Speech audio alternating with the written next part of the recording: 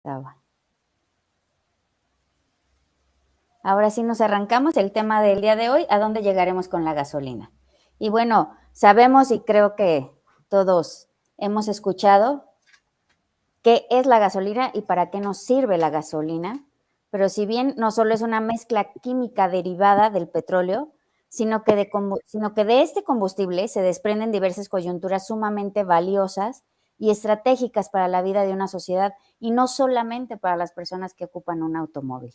Entonces, maestro Aguilar, si comenzamos con usted en este programa, ¿podría Sí, comentarnos qué tan importante es la gasolina para nuestra sociedad y qué sectores están involucrados para mover al mundo y el peso que tiene políticamente hablando para determinar las decisiones institucionales en el Estado?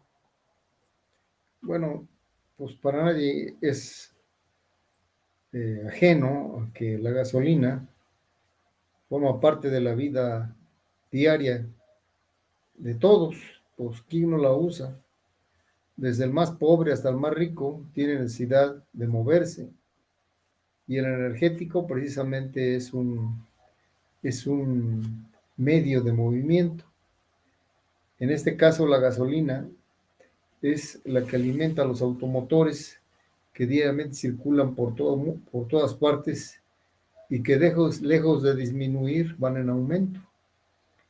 Entonces, la carga en México, que aunque los trenes también consumen combustibles, pues el 90% de la carga en México se hace a través de tractocamiones, lo cual pues usan combustibles o usan diésel. ¿Y qué puedo decir de si quieres ir a dar una vuelta a Cancún? Pues el boleto que tú compras también va implícito el gasavión que consumen las unidades, estos aviones, ¿no? Entonces, en todo tiene que ver y forma parte de un costo. Esto es lo más importante.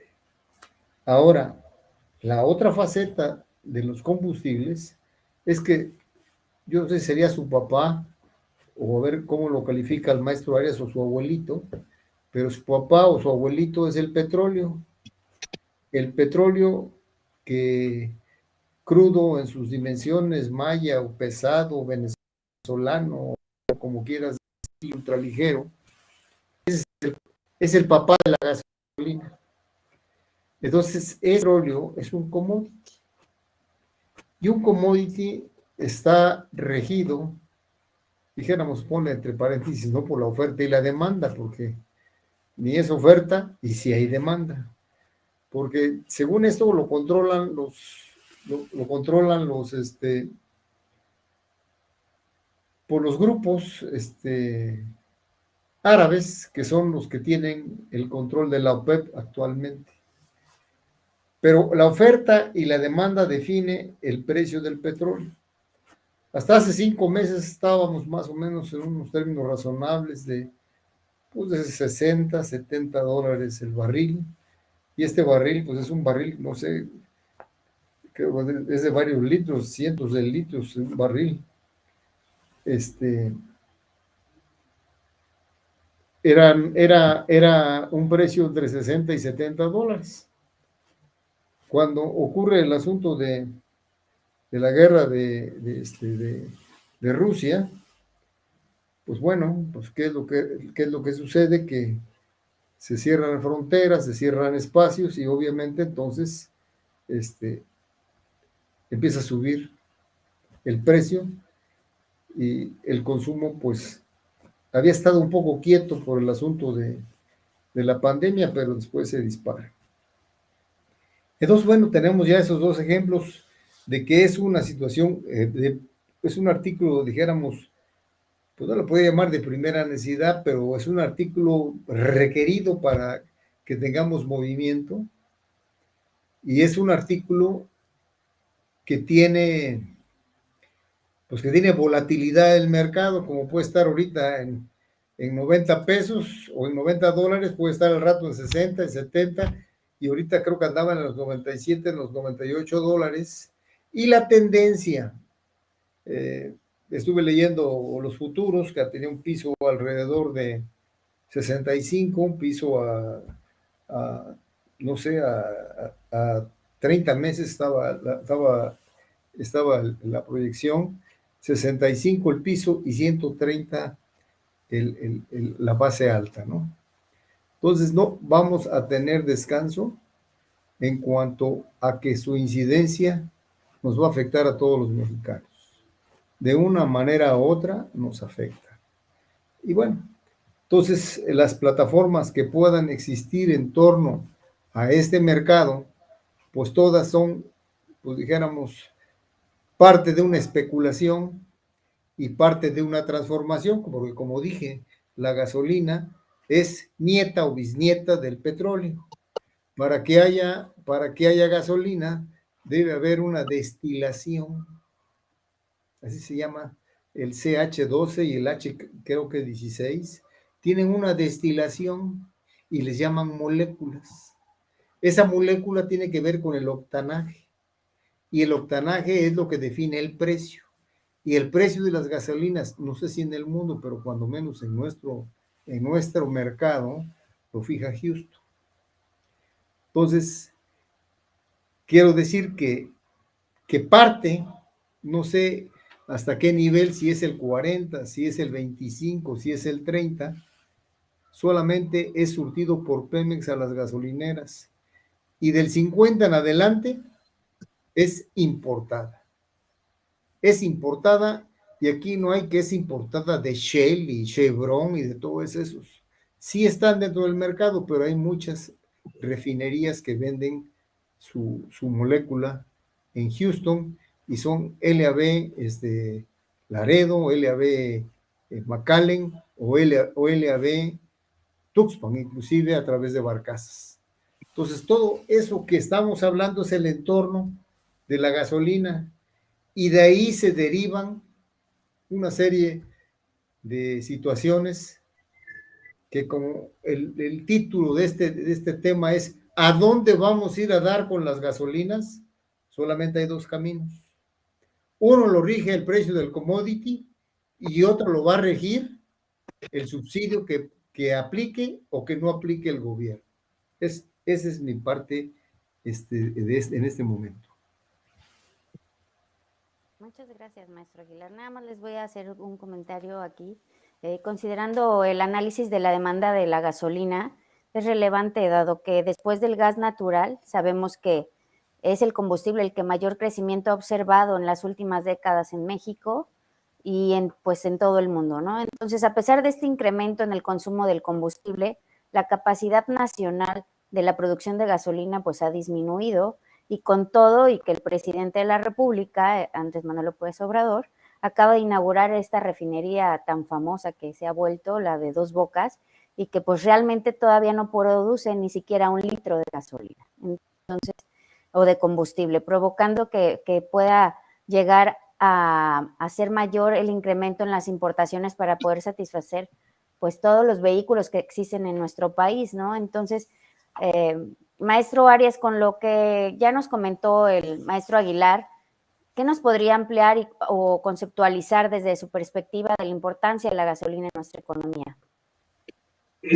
Cómo no, con mucho gusto. La gasolina es uno de los elementos más importantes por su volumen de los combustibles a los que tiene acceso y utiliza la sociedad con mayor frecuencia.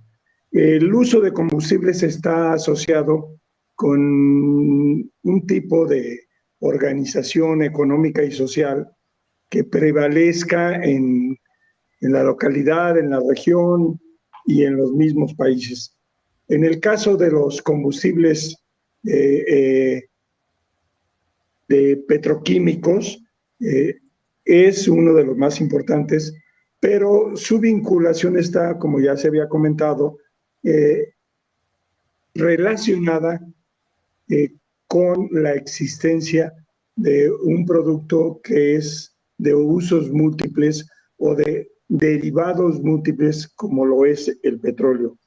¿Cuál es su importancia de este y del petróleo mismo y de otros, que va a ayudar a mover a la sociedad, a moverla en el sentido de carga, a moverla en el sentido de transporte, a moverla en términos de poder producir o utilizar ese medio de transporte, o en muchos lugares incluso a poder establecer un ambiente a una temperatura determinada, bien sea frío o bien sea caluroso. Por lo tanto, la gasolina tiene además, y esa es su característica principal, que es un combustible que se utiliza para el transporte automotriz o, para generalizar, para el transporte basado en la combustión interna.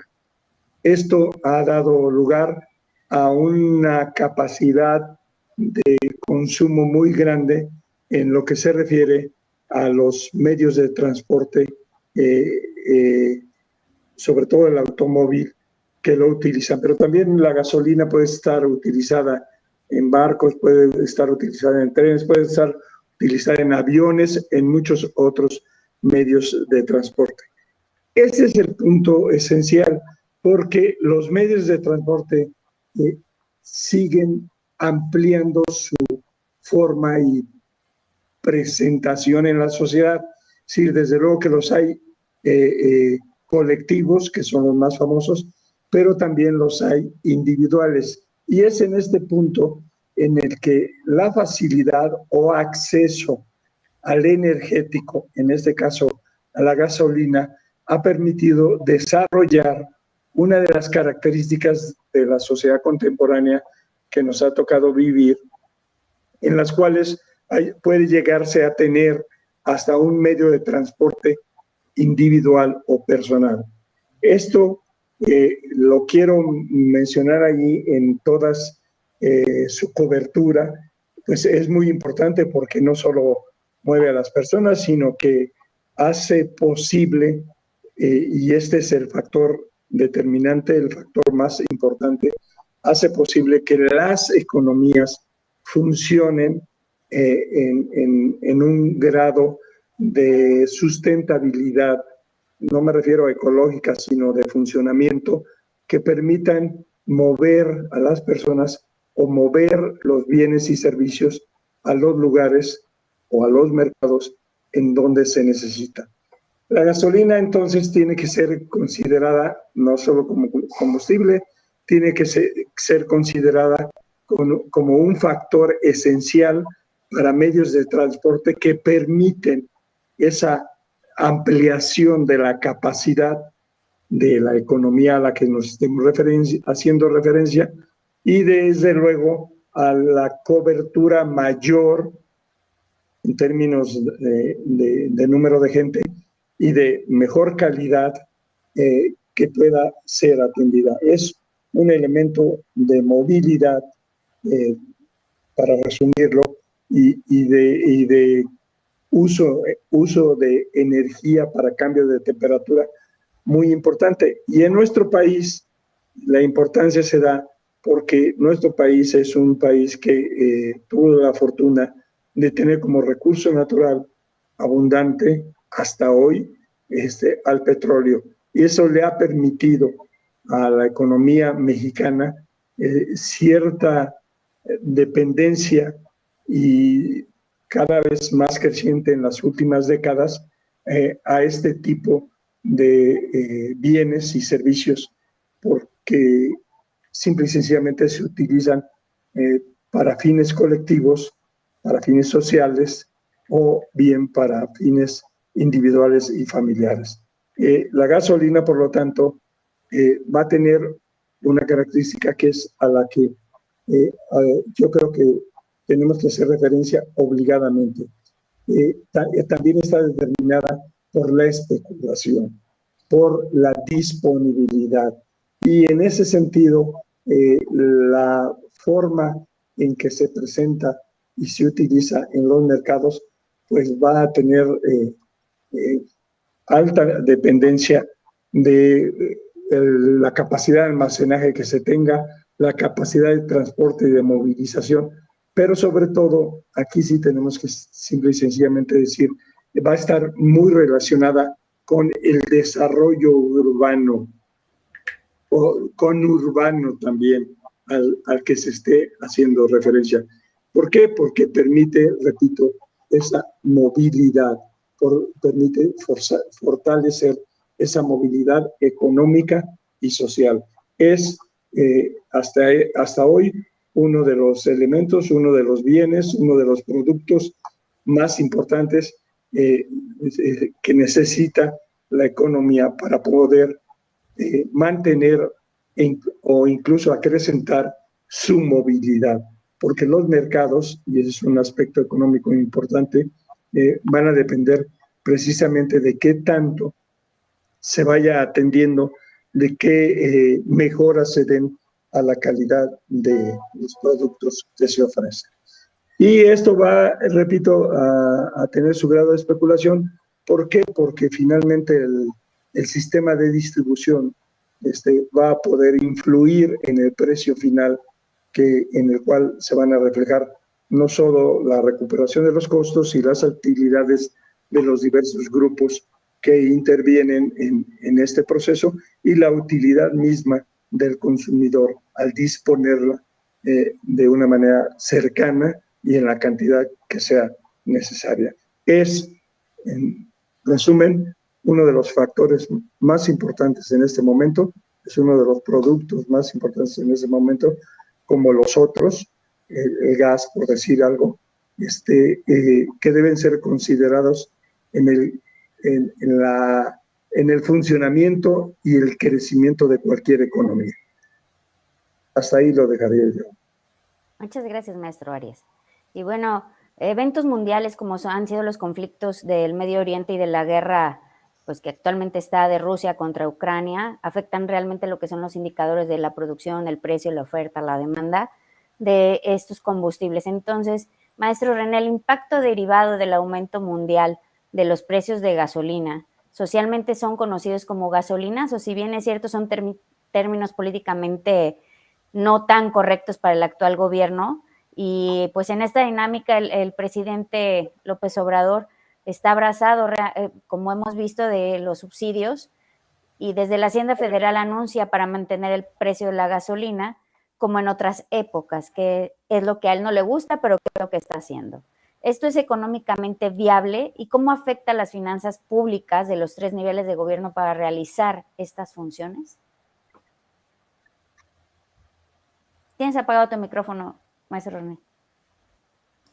Perdón, muchas gracias por su pregunta. Sí, fíjese que ante este tema coyuntural de guerra ahorita entre Ucrania y Rusia, que ha puesto el tema de los combustibles hacia arriba, en Europa fundamentalmente el gas, porque pues por todo el bloqueo que le están haciendo el gas natural ruso, y un poco en general el tema de la, pues no la producción de petróleo, porque los niveles han sido más o menos similares.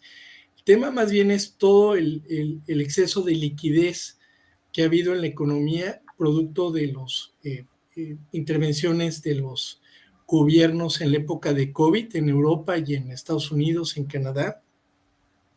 Entonces, ese exceso de liquidez provocó un aumento generalizado de precios en bienes de consumo y obviamente en combustibles. Y en la parte de los combustibles es la parte más complicada porque como es el contador Aguilar, pues todo se mueve por algún medio que los utiliza, ya sea barco, avión, ferrocarril o coche o camión. Entonces, a mí me parece que de lo acertado que ha tenido el gobierno de México ha sido de subvencionar el precio de la gasolina, aunque tenga un costo en las finanzas públicas del propio gobierno federal, de los estados y los municipios.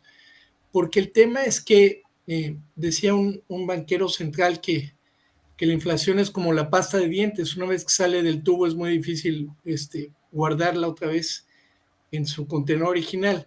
Entonces el tema es que si los combustibles se disparan, inmediatamente todos los precios de los diversos bienes y servicios de la economía se ajustan al alza, y aunque a veces las fluctuaciones en los combustibles sean temporales, señala el contador Aguilar que el precio del petróleo ya empieza a estar a la baja y obviamente su reflejo en gasolinas y demás combustibles, pero los efectos en los bienes y servicios se mantienen a pesar de estas subidas y bajas temporales. Entonces me parece muy atinado que entre los males, el mal mayor o el mal menor, el gobierno federal, a través de mantener o subvencionar el precio de las gasolinas, esté conteniendo el alza inflacionaria en México en la medida que le es posible. Y por el otro lado también lo que tienen los combustibles, sobre todo las gasolinas, es que es una muy buena fuente de recaudación para los gobiernos.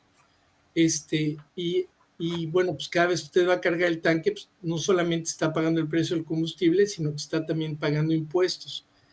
De ahí que haya habido un esfuerzo también, pero muy limitado en Estados Unidos y Canadá, que haya la discusión de decir, bueno, pues contengamos la inflación, como acá no hay productores nacionales, en bajar lo que cobra el gobierno en los combustibles como impuestos, para de alguna manera pues hacerle a la población más asequible el adquirir la gasolina, y obviamente en el mercado de bienes y servicios pues no se refleje esas alzas. Sin embargo, el margen de maniobra es muy, muy pequeño, como si hay un margen de maniobra mayor en México, porque tenemos un productor nacional que, aunque no produce todo lo que se consume, pues de alguna manera sirve de referente su precio para las demás gasolinas de marcas privadas. Entonces, me parece que aunque los ingresos están disminuyendo, sí es una política acertada en contener el nivel de precios lo más posible a través de no subir el precio de los combustibles. Muchas gracias. Maestro Aguilar, ahora sí que pues retomando un poco de los impuestos que nos habla aquí el maestro René, a pesar del subsidio que existe a este impuesto que es el IEPS, los precios de las gasolinas continúan subiendo, ya que sin este subsidio el precio de la gasolina podría fácilmente estar arriba de los 30 pesos por litro, si no es que mucho más. Estas presiones a los precios de combustible se deben por el conflicto que ya también mencionábamos, el de Rusia con Ucrania. Así es como se da la recuperación a la demanda de combustibles, y más que nada por la post-pandemia que acabamos de pasar, y a la poca capacidad de refinación que tienen en nuestro país, o que tenemos en nuestro país. ¿Por qué es importante aplicar este subsidio y hasta cuánto aguantarán las finanzas públicas para mantenerlo? Y en esta continuación de la pregunta, ¿o será necesario que algunas entidades sumen estímulos fiscales a esta iniciativa, como ya lo ha sugerido Hacienda, para que no se vean afectados otros sectores de la economía? Bueno, mira, en realidad hay opiniones encontradas en que si es bueno o no es bueno otorgar el subsidio. Un destacado fiscalista, que quién sabe si lo estoy viendo en este momento, me comentó que este subsidio, lejos de beneficiarnos, nos perjudica. Y el resultado lo precisa en un punto, que si se aplicara, tendríamos el impuesto sobre productos y servicios, la parte del IVA que no está, y la parte del impuesto sobre la renta que deja de estar. Entonces, todo eso representa un ingreso para el erario público, y que ese acumulamiento de ingreso serviría para atender programas de orden público. Y no ocurre porque el principal subsidio, en su opinión, y es probable que tenga razón, es que beneficia a los ricos, como por ejemplo al maestro Jaramillo, que no vino, lo beneficia porque tiene 10 coches. ¿Sí? Entonces, al tener 10 carros, pues un día agarra uno que consume 20 litros diarios, otro da 50 kilómetros por litro, o da 5, o da 2, y lo estamos beneficiando él y a toda su familia. En cambio, nos afecta a todos porque no somos los menos los que utilizamos los vehículos para uso de trabajo, para uso diferenciado. Es una teoría que tiene ya varios años desde que dijéramos, este subsidio lo otorgó Calderón. Había muchas opiniones encontradas. Lo que sí es cierto es que hasta ahorita, según las cuentas que se presentaron, el subsidio anda en el orden de los 140,000 millones de pesos. Y el SAT estima que para el año 2022 el subsidio va a representar 400,000 millones de pesos, que te podrá decir muy claramente el maestro Arias cuánto significa del PEF 2022 en materia de recaudación, y a lo mejor nos va a decir que no se compensa con el lado izquierdo, porque hay lado derecho y lado izquierdo. El lado izquierdo es que también somos productores del petróleo, y lo que estaba en 60 ahorita está en 90 o 100, y el diferencial de supuestamente sirve para compensar el subsidio. Ambas cosas no lo sabemos porque lo que reina es la oscuridad. No sabemos ni cuánto entra ni cuánto sale, si sí es cierto de los 400,000 millones o no sea cierto de los 125,000 que son ahorita, porque hay una ampliación que se dio apenas de 15,000 millones de pesos al subsidio. Entonces, lo que sí es cierto es que sí va a costar un montón de dinero, y se ha dejado de recaudar muchísimo dinero, y en el IEPS, que creo que ahorita lo que traen son 15,000 millones, una cosa así recaudada. Pero bueno, pero el precio de la gasolina no nomás es el que tiene la molécula. Ya te acuerdas qué es la molécula, ¿no? La molécula es el octanaje, que existen dos, una baja y una alta. La baja es la magna y la alta es la premium. Entonces, no tan solo es eso lo que incide, incide en el precio que le dan al maestro Arias para su carro que tiene, cada vez se va a cargar, depende del lugar donde cargue. Pero en el lugar donde cargue se ve afectado por un esquema que se llama TAR. ¿Y qué es el TAR? Pues es el lugar de almacenamiento de reparto, porque no, la gasolina no está para que cárguese directamente con Pemex, no, hay un área donde tienen que ir a cargar, donde distribuyen la gasolina, dijéramos, para ciertas plazas, ¿no? Entonces, lo que es cierto, y lo digo con claridad, es que es una cosa que incide el precio. No vale lo mismo en Veracruz, donde tienen el TAR a media cuadra, que en Jalapa, donde lo tenemos a 140 o 150 o 170 kilómetros. No es así. ¿Por qué razón? Porque lo distribuye también Veracruz o lo distribuye Perote. Pero aquí en Jalapa me atrevo a decir que la gasolina más cara del estado. ¿Sí? Solamente se compara, dijéramos, allá por Pánuco, donde está más cara, porque ya andan 24, 23 pesos. Pero aquí en Jalapa tenemos una gasolina cara, que la verdad yo creo que no debería de ser. Que comparada con lo que cargan los de Córdoba, hay una diferencia de $1, de 1.15. ¿Sí? Entonces, si tomamos en cuenta que para que una gasolinera sea negocio, debe de vender, según un informante que tengo, que es mi hijo Oliver, dice que cuando menos debe vender 200,000 litros al mes.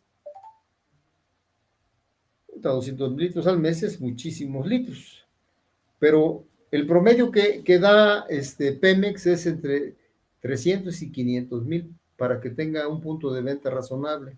Yo creo que Oliver estaba refiriendo a la estación de allá de Isla Veracruz, pero aquí en Jalapa venden 500,000 litros al mes. Yo quisiera que hicieran una multiplicación muy sencilla, le voy a pedir al maestro René que la haga.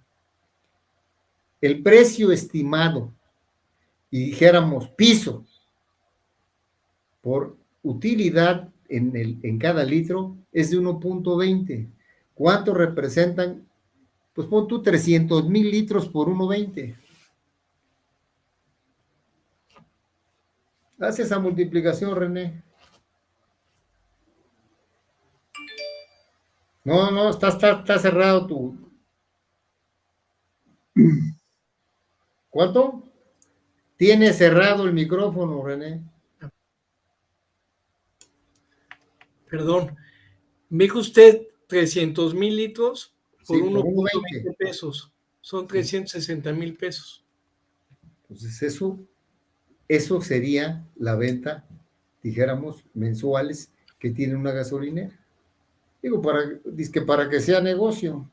O dicho de otra manera, algunos dicen que deben de vender 25,000 pesos diarios, 25,000 litros diarios. Quiere decir que parece ser que es un gran negocio, pero no lo es. Entonces, el volumen hace el negocio en la venta de la gasolina. Claro. Es el volumen. 30,000 pesos diarios. ¿Cómo? Sí, deben de vender 30,000 pesos diarios, claro. Es un negocio de volumen, es correcto. Sí. Entonces, si venden 30,000 multiplicado por 30 días, son 900,000 litros, ¿no? 900,000 pesos, sí. ¿Cuántos litros son? 900,000 pesos, sí, si vendieran 30,000 pesos diarios al mes. Entonces estaríamos hablando de que estamos hablando de que si tienes 10 gasolineras, pues ya es un buen negocio. Ferchegas dijéramos, no le podemos llamar monopolio, vamos a llamarle oligopolio, porque junto con otros dos más que son minoristas tienen controlado Jalapa. Pues bueno, es un negocio bastante atractivo, bastante atractivo. Pues para ser exactos, la gasolina magna tiene un impuesto de 5.11 que está subsidiado y la premium de 5.49. Perdón, y la premium de 4.21.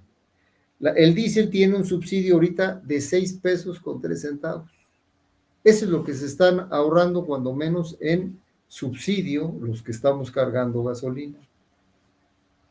Más aparte, pues obviamente que se impactarían por todos lados el incremento, ¿no? Bien, entonces tenemos esos datos y queremos decirle que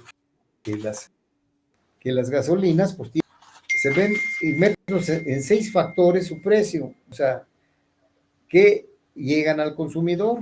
Primero, el precio de lo que es realmente el producto, que es la molécula, más tienen un ajuste de calidad.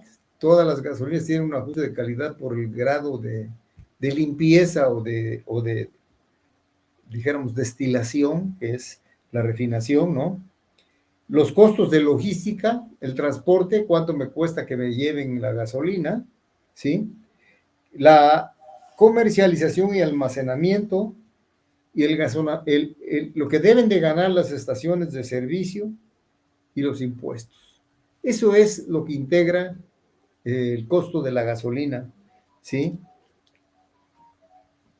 Y tenemos de estos, unos son internos y otros son externos. Pero básicamente son esas las condiciones, ¿no?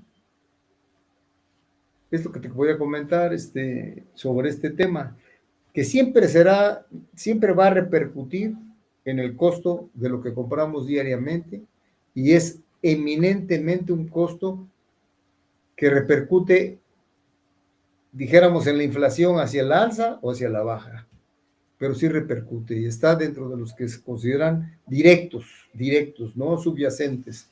Esto es directo. Adelante, Liz. Gracias, una disculpa, creo que aquí soy la que tiene el internet un poco intermitente, pero les voy a dejar una pregunta al aire y alguno de los tres, quien guste contestarme. Quiero comentarles que la actual administración federal ha promovido y ha priorizado la construcción de la refinería de Dos Bocas, que ya lo habíamos comentado, y para solventar parte de la falta de producción nacional de combustibles. ¿Qué tanto podría aliviar esto en este proyecto, la producción nacional de gasolina y los volúmenes que se estiman producir impactarán para mantener el control de precio de este combustible en el mercado nacional, o solo estamos ante una expectativa de un gran elefante blanco como ha sido también el AIFA, el Aeropuerto Internacional Felipe Ángeles.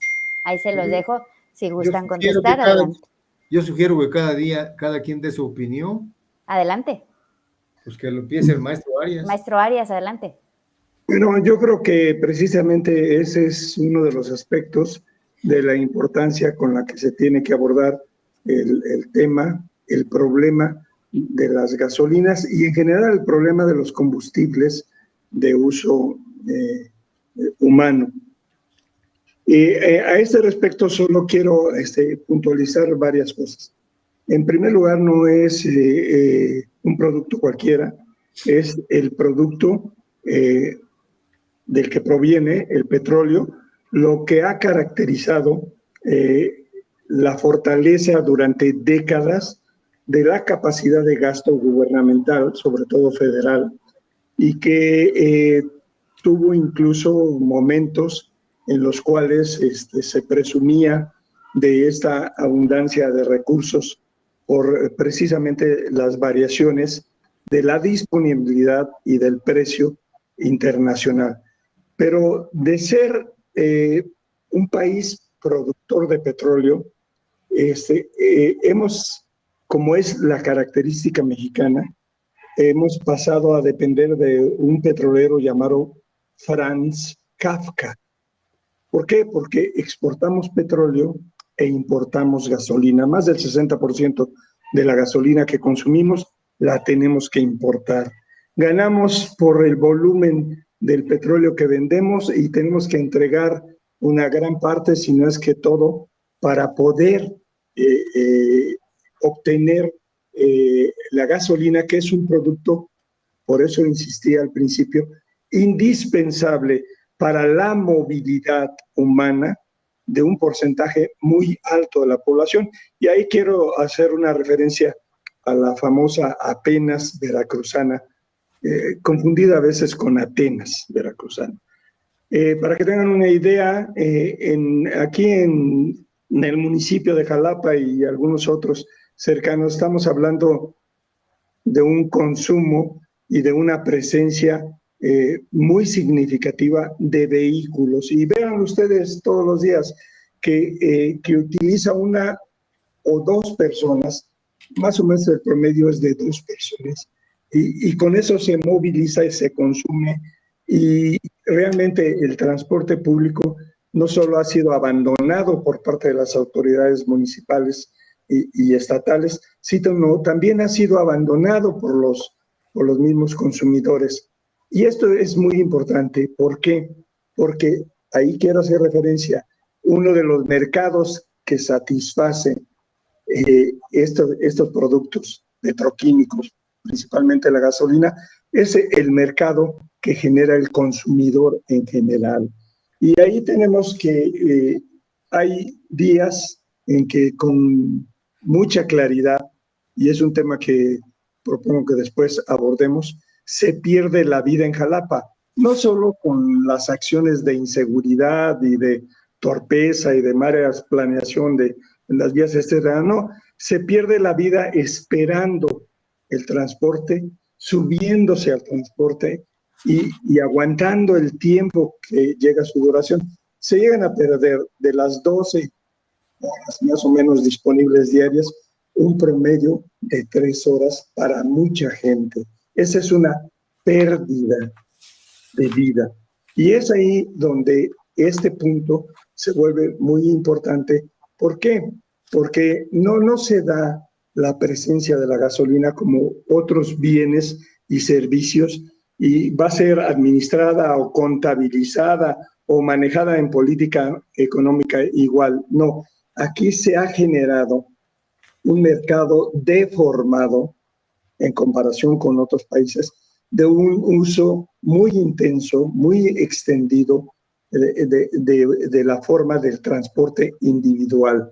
Y eso simple y sencillamente ha permitido, y ahí creo que se ha explicado con claridad, ha permitido la formación de cadenas de distribución que pueden ser de una familia o de dos familias, de una empresa o lo que sea, que permiten y que satisfacen la demanda de todos estos consumidores, sobre todo precisamente en los centros conurbados, pero en general el medio de transporte dominante, que es el autotransporte, sea de camión o de automóvil, es lo más generalizado. Y este es el punto también en el cual se extiende a la otra forma de demanda, que es el transporte de las mercancías. No se mueven los productos perecederos, las hortalizas, el jitomate y lo que sea, o los granos, no se mueven por aire o una parte relativamente pequeña por ferrocarril, pero la mayor parte se mueven también por el autotransporte. Entonces, hay en este sentido una gran dependencia que nos lleva a estas grandes contradicciones. Todavía somos un país petrolero que tiene que importar gasolinas. Somos un país que tiene que tener impuestos al consumo de esas gasolinas y tener que eliminarlos, como ya se mencionó aquí con toda razón. ¿Por qué? Porque tiene que introducir subsidios. Y esto va creando una economía artificial en la cual el gobierno se va convirtiendo simple y sencillamente en el distribuidor de recursos a grupos sociales, algunos de ellos muy grandes y con toda razón exigen su atención, que están vinculados a los programas sociales y otros programas de esta naturaleza en el cual efectivamente casi $500 million, o sea, alrededor de 500,000 millones de pesos. 400,000 dicen algunos, pero es un poco más, sobre todo por las variaciones en la frontera, que representan gasto gubernamental. Entonces, ¿qué está sucediendo? Que lo que se supone que iba a ser una ventaja por poseer un producto, por venderlo, pues simplemente ha habido ya, y esto es inocultable, una incapacidad gubernamental para producir los productos derivados y tener que permitir y facilitar, porque eso se ha hecho durante décadas, la presencia de empresas que procesen, fabriquen los productos derivados del petróleo, como la gasolina, y los distribuyen en México. ¿Y qué ha ocasionado? Pues simple y sencillamente que ese crecimiento de demanda se convierta en una dependencia que no puede ignorarse ni evadirse. ¿Por qué? Porque están vinculados también el transporte y la movilización de mercancías y servicios.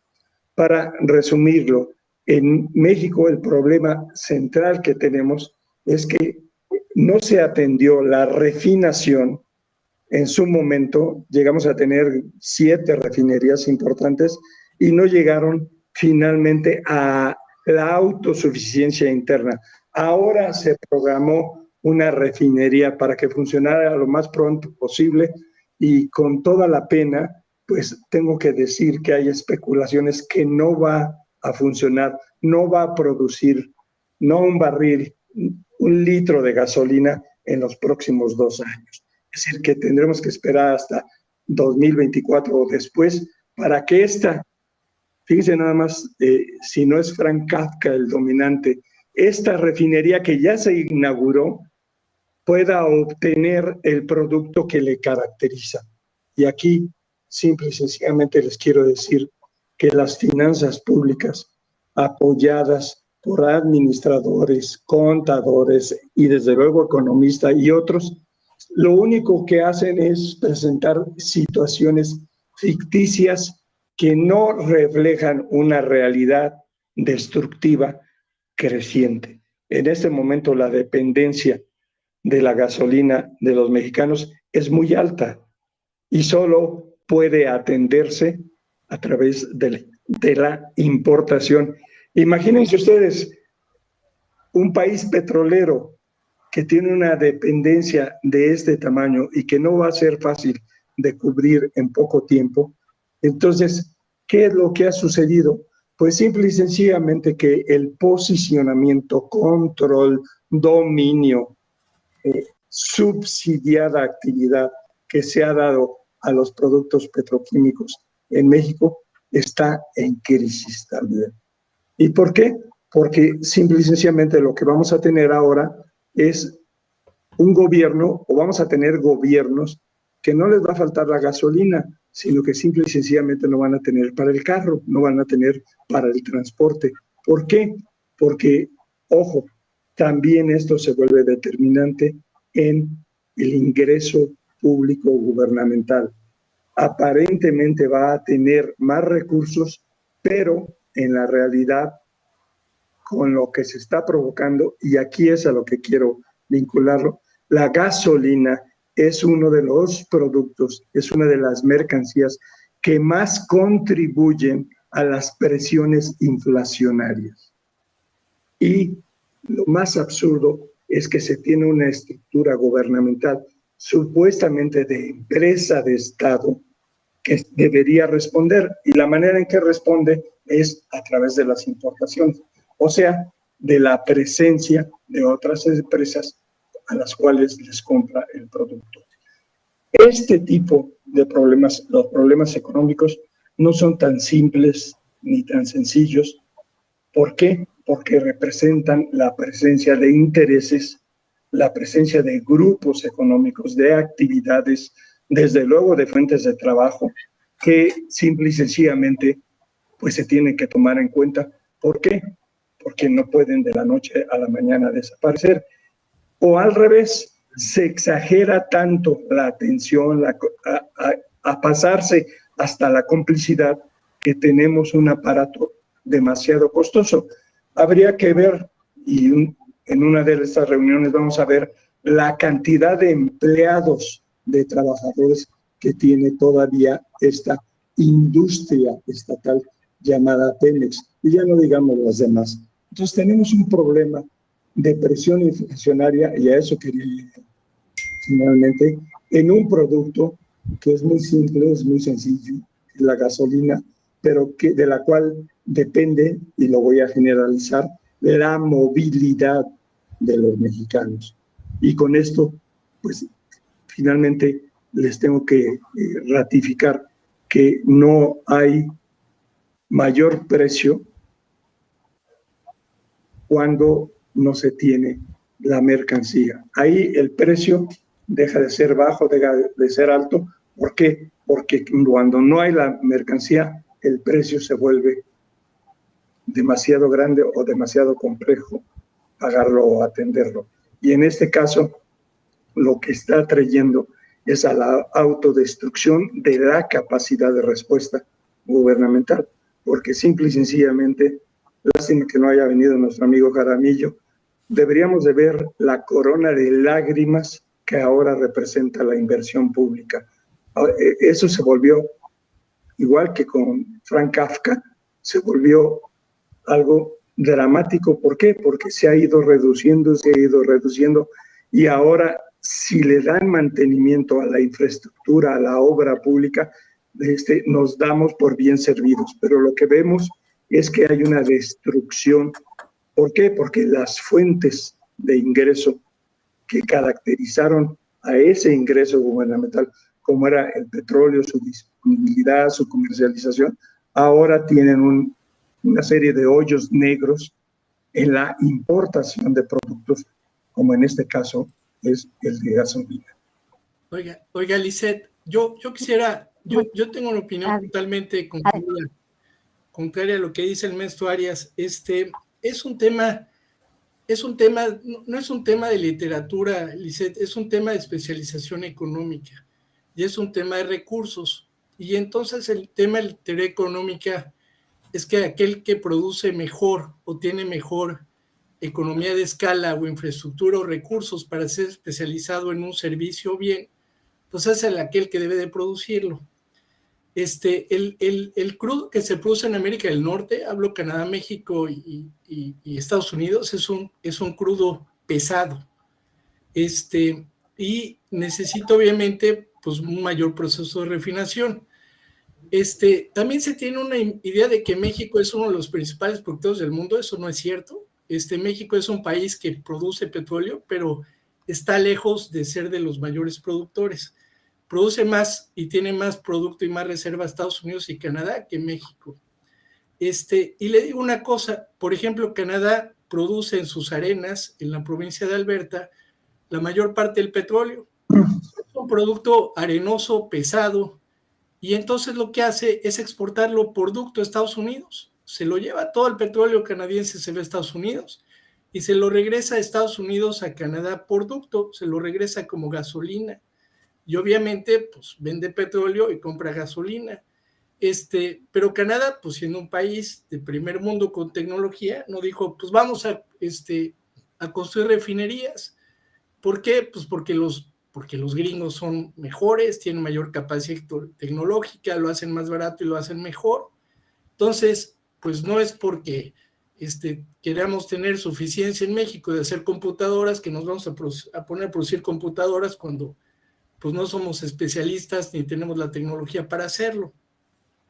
Entonces me parece ese tema de que tener soberanía porque producimos gasolina es una tontería. En Europa también compran gasolina, y hay productores de petróleo y gasolina, en diversas regiones del mundo se compran combustibles y no es un tema de soberanía, no, es un tema de eficiencia económica y qué le cuesta menos a la sociedad. Y evidentemente producir una refinería, que lo único que sí coincide es cuando México llega tarde a refinar un combustible que está pues en transición a ser eliminado por otras formas de combustibles con estas tecnologías verdes, pues es un despropósito.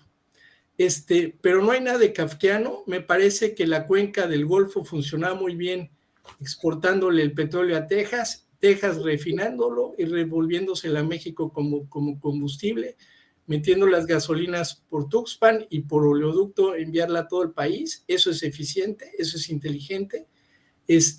Y creo que México iba en muy buen camino hasta hace muy poco. Lo que sí no tenía era una red de ductos que empezaba a hacer también con iniciativa privada y bueno, se detuvo. Y el otro tema que no es parte de la mesa es el robo, las mermas que tienen ese mismo combustible. Ahora, para un commodity internacional, los precios varían independientemente de quién lo produce. Y le doy un dato duro, en Canadá el litro de gasolina vale 30 pesos y por eso es que los canadienses bajan a Estados Unidos a llenar el tanque, porque en Estados Unidos varía, pero en promedio andan en 26 pesos el litro. Y los estadounidenses que vienen a la frontera con México hacen lo mismo, cruzan la frontera a México y cargan una gasolina en promedio de 22 pesos. Es decir, un mismo combustible vale más barato en México, vale más caro en Estados Unidos y vale mucho más caro en Canadá. Pero a pesar que es más caro en Canadá, ni la sociedad, ni el gobierno, ni cualquier economista serio dice, ay, pues vamos a producir refinerías para tener suficiencia energética y que nos cueste más barato. Eso es una tontería gigantesca. Entonces, solamente pues quería decir que no es un tema de literatura, es un tema de eficiencia económica y creo que México iba muy bien. Creo que la refinería ahorita se llega tarde, me parece que es un error por la transición que está viendo en las energías, pero es un tema de eficiencia de recursos. Es todo. Gracias. Yo quiero, si me permites, hacer una respuesta, porque la ignorancia es la madre de la felicidad. En este caso, es comprobable cómo se ignora o se hace a un lado la característica principal que tiene la producción de este servicio. Es muy diferente cuando es una empresa pública, cuando es una empresa que además tiene una historia y un arraigo dentro del desarrollo mexicano, compararlo con canadienses, con norteamericanos y casi llegar a la conclusión de Disneylandia de que el mercado opera sin considerar de quién o quién maneja esa propiedad pública. Y es muy diferente la manera en que se maneja el petróleo, la gasolina y los derivados en México, en donde hay incluso esa tradición, que en otros países en los cuales se refugian, y se nota los adeptos del libre mercado, del acceso, de la oferta y de la demanda. No es así. En este caso, el problema central... No, yo te dejé hablar. Yo te dejé hablar, René. Yo te dejé hablar. Lo mínimo que tienes que hacer, escúchame bien, lo mínimo que tienes que hacer es quedarte calladito y escuchar del otro. No puedes. Está diciendo una cosa que entonces me tengo que callar yo. No se puede. El mundo occidental, las empresas son privadas y solamente en los países, en algunos son públicas y obviamente son los países más atrás.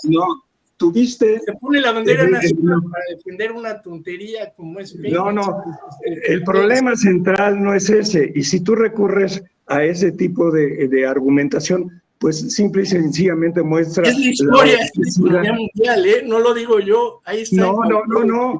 El problema aquí es un problema simple y muy sencillo. Tú dices una opinión en la cual efectivamente estás haciendo una referencia a las últimas lecturas periodísticas que hayas tenido, pero este país tiene una historia y en esa historia se te olvidó lo más importante. Hay una empresa pública que es propiedad de los mexicanos, en donde varía el tipo de propiedades de las otras empresas. Eso es muy elemental para las gentes obtusas. Pero lo único que quiero yo decir es que además de eso hay una estructura que se ha sostenido, y ahí sí puede ser cuestionable, con una ocupación excesiva, creciente de personal, y que, para desgracia de este país, 7 refinerías pues no funcionan, y eso no lo reconozco yo, lo han reconocido las mismas gentes que manejan, y se tuvo que pensar en otra refinería que lleva ya varios años en construcción.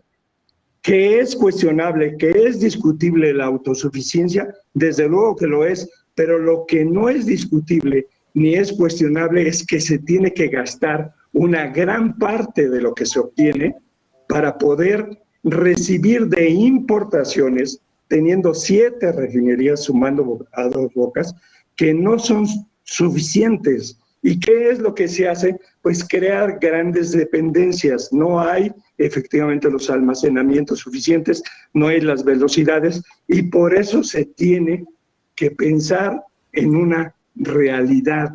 Y yo lo único que exigiría para que podamos hablar a ese respecto es que en México hay una empresa pública que se llama Pemex, hay un sindicato que tiene una presencia y un dominio, hay una burocracia, ¿verdad?, que es la que nos ha llevado a tener esas refinerías, y ahí todo el mundo está de acuerdo, sin el uso suficiente, subutilizadas, y que ahora viene una nueva refinería que supuestamente va a proporcionar 350,000 barriles diarios de gasolina. El problema central en el que todo el mundo estamos de acuerdo es que la movilidad de los mexicanos depende de la disponibilidad de gasolina, y no es en abstracto.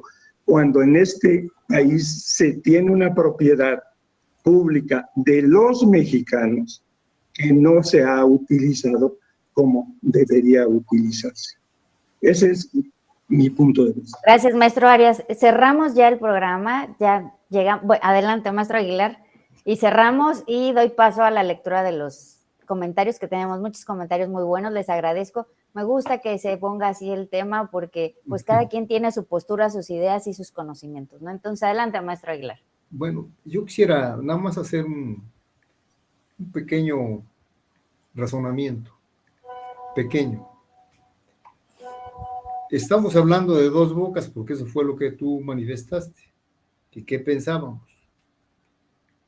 La pregunta aquí es muy clara.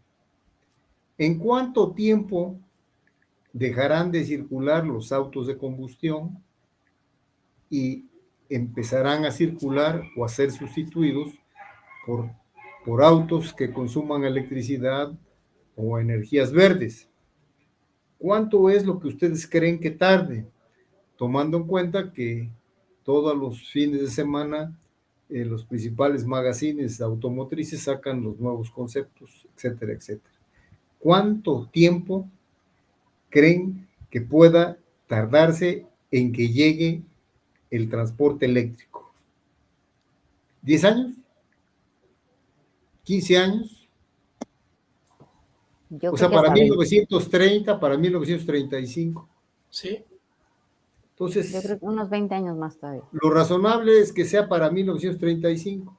Si tenemos una refinería que va a 2035. empezar a funcionar, como lo dijo el maestro Arias, en el 2024, quiere decir que solamente va a servirle a los mexicanos 11 años y va a ir disminuyendo. Va a ir disminuyendo. Si le adicionamos lo que tiene comprado en Estados Unidos, allá en Hamburgo, Texas, o Edimburgo, no sé cómo se llama el lugar donde está la otra planta, quiere decir que tenemos ya, pues no un total más las 7 que tenemos aquí, que son ineficientes, pues tendríamos una producción muy razonable de gasolina. ¿Qué vamos a hacer con esa producción de gasolina? Si ya lo que va a haber autos eléctricos, vamos a tener que cambiar, nos vamos a tener que cambiar de caballo. Ese es el comentario de lo que tú preguntaste sobre la planta de Dos Bocas. Pero lo más importante es que nosotros debemos de saber quién es quién en las gasolinas. Por ejemplo, aquí en Jalapa, la más cara la vende el centro gasolinero Las Ánimas, que la vende a 23 pesos con 59 centavos y a 22.99 la Magna. Este es del oligopolio. La más barata la vende Servicio de Musa, que está en el Boulevard, perdón, la vende Servicio Sumi, que estaba en Gustavo Díaz Ordaz número 15, que la tiene en 22.99 y en 20.99. En Córdoba, la gasolina más cara de nuevo es Centro Gasolinero Las Ánimas, o sea, los mismos del oligopolio. Lo venden 23.64 y la más barata es Hidrocina Plus, que la vende en 21 pesos con 99 centavos la Premium y en 19.25 la Magna. Y nos vamos a Veracruz. La más cara la vende Servicio Lovego SADCB, que la vende, fíjense bien, en 25.25, la Premium en 23.19. Yo creo que aquí no está en Las Ánimas, porque si no sería él, ¿no? Y la más barata la vende Servicios Intercolonias, que está en la avenida Úrsulo Galván, que la vende en 19 pesos 69 centavos la Magna y en 21.69 la verde. En Coatzacoalcos, la más cara la vende Alisalit Ben Jones, que la vende en 23.19 la Premium, en 22.29 la regular, la Magna. Y Estaciones Serviautos, SADCB, que está en la carretera Coatzacoalcos-Minatitlán, vende la verde en 18.09 y en 19.78 la Premium. Quiero decirles que lo que se va a sustituir son los autos. Lo que no van a poder sustituir de inmediato son los transportes pesados. Esos tardarán un poco, por lo tanto, las plantas que tenemos se van a dedicar a transportar con diésel.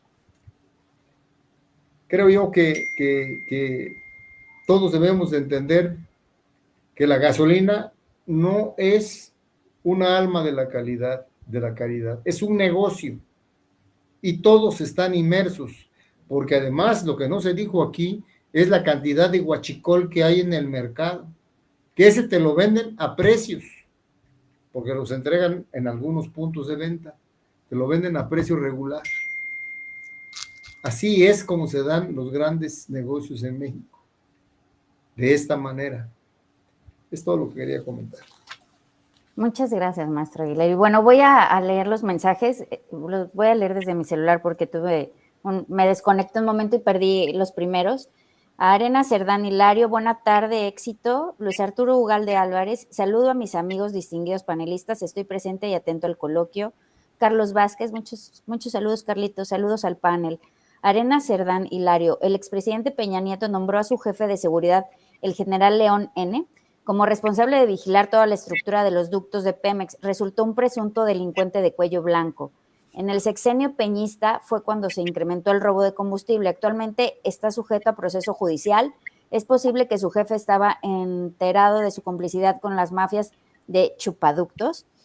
La Interpol expidió una orden de búsqueda y captura, desconozco si lo aprendieron, y esté pagando su participación de este robo a la nación en un penal.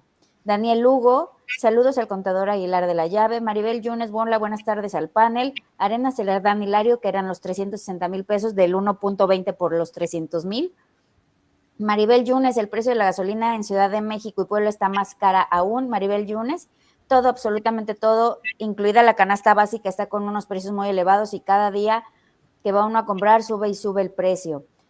En esa refinería será como el aeropuerto Felipe Ángeles. La refinería no funciona y ya la inauguraron. En Arena Cerdán Hilario, en Jalapa circulan diariamente alrededor de 200,000 vehículos, incluidos los taxis, autobuses urbanos. Antonio Nieto, no hay ni ricos ni pobres sin transporte. No existe producción, comercio, industria y servicios. Sin este casi no existimos. Jalapa ocupa uno de los primeros lugares de vehículos per cápita. La movilidad urbana es un caos. Un buen porcentaje de producción e importación de gasolina es robada y comercializada de manera ilegal en nuestro país. Arena Cerdán Hilario, en Jalapa y Emiliano Zapata, Carpintros han desarrollado grandes fraccionamientos y complejos habitacionales sin que las autoridades municipales de desarrollo urbano les exigieran que construyen pasos a desnivel, distribuidores viales, etcétera. Ejemplo, La Pradera, La Cima, carecen de suficiente infraestructura de movilidad. La omisión también es corrupción. Históricamente, los líderes sindicales de Pemex se han enriquecido de manera explicable. Yo, Romero de Champs, es solo un ejemplo. Y bueno, pues creo que faltó ninguno de los mensajes que por aquí tenemos. Y muchas gracias a todos. Estuvo muy bueno el programa del día de hoy. Qué bueno que tengan diferencias y bueno, para eso estamos, a escuchar cada uno de sus puntos de vista.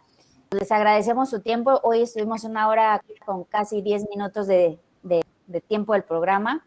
Y pues no sé, para el próximo programa, ¿qué tema van a querer tocar? Había sugerido el maestro Arias 1, ¿no?